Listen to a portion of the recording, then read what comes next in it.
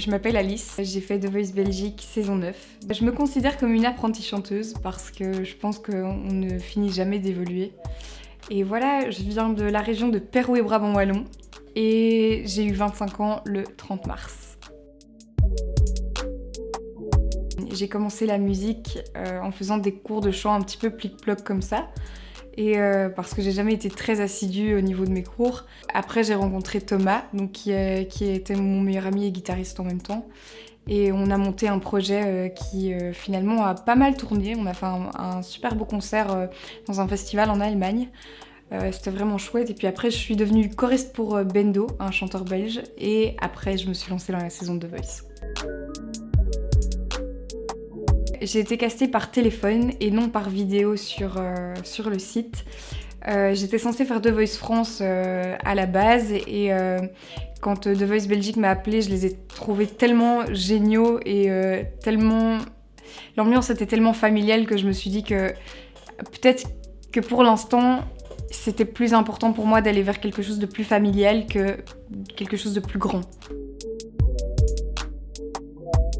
J'étais hyper stressée parce que oui, faire des concerts, c'est pas totalement la même chose que de faire une émission télé où on a plein de caméras devant soi, qu'on doit regarder telle ou telle caméra avec surtout 4 personnes qui sont retournées face à toi et tu te demandes un peu...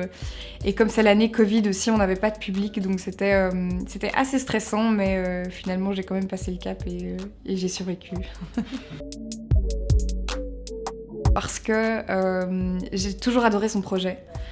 J'aime beaucoup son projet en termes de groove, en termes musical, vraiment, j'adore ça. J'ai été la voir plusieurs fois en concert et j'ai toujours trouvé qu'elle avait l'air très humaine et très drôle, très ouverte. Et donc dès que je l'ai vue se retourner, elle a été la première à se retourner d'ailleurs, je me suis dit ok, bon, je vais aller chez elle. En vérité, c'est un rythme un peu intense, c'est vraiment intense. On se met souvent la pression parce que voilà, c'est quand même un jeu musical où on se met la pression parce qu'on est un peu en compétition. Je ne retiens aucun moment négatif de cette saison. Il n'y a que pour moi des moments positifs. Ça a été vraiment très humain. C'était une expérience incroyable et j'ai adoré la vivre, quoi. C'était vraiment...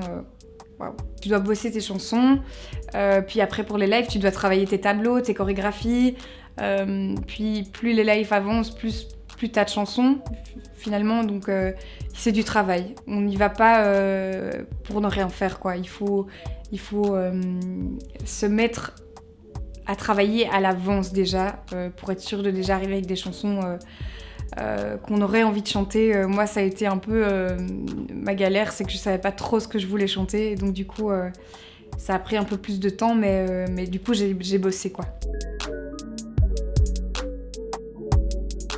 J'ai pas eu l'occasion d'apprendre à la connaître tôt dans l'aventure, parce qu'évidemment, c'est quelqu'un de très impartial, donc elle va pas aller vers un talent, puis vers un autre, puis...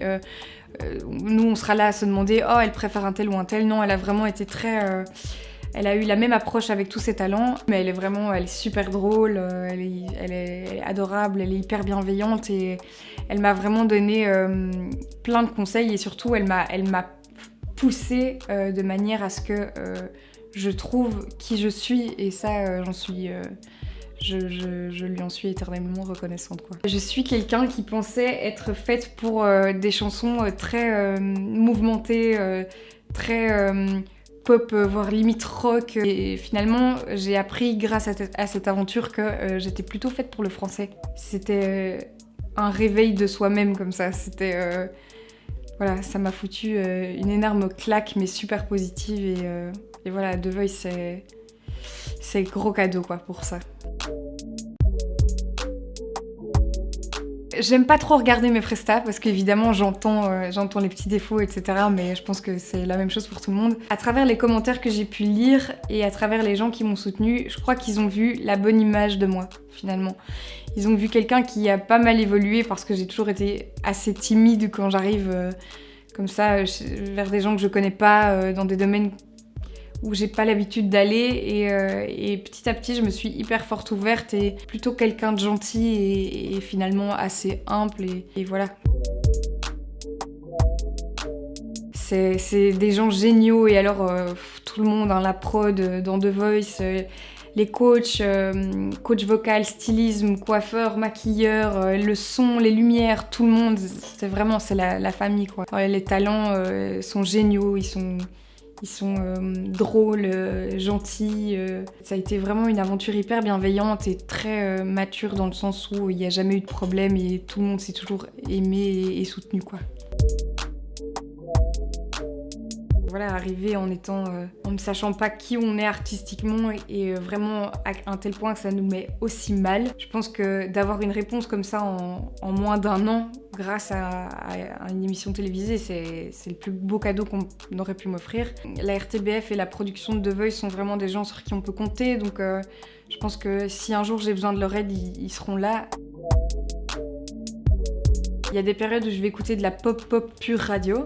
D'autres où je vais carrément m'éloigner, je vais aller écouter de la folk ou de la country, qui vient du fin fond des États-Unis. Donc j'ai pas vraiment une catégorie que j'aime le plus, mais j'aime la musique en termes général. Oui, j'ai un rituel que j'ai dit d'ailleurs dans une interview de The Voice. Avant c'était mettre du rouge à lèvres, et maintenant cette période est passée, et maintenant je mets du parfum. J'aime vraiment le sucre, c'est abominable. S'il y a un truc que j'adore, c'est vraiment genre le tiramisu au spéculoos. Ça, c'est vraiment un truc ou le moelleux chocolat avec une boule de glace vanille. Merci du fond du cœur. Vous avez fait un peu de mon rêve d'enfant une réalité et je pense que sans vous, j'aurais pas été aussi loin dans cette aventure. Vous avez contribué à mon rêve, quoi. Voilà, merci beaucoup de m'avoir soutenu, d'avoir voté pour moi. Merci énormément.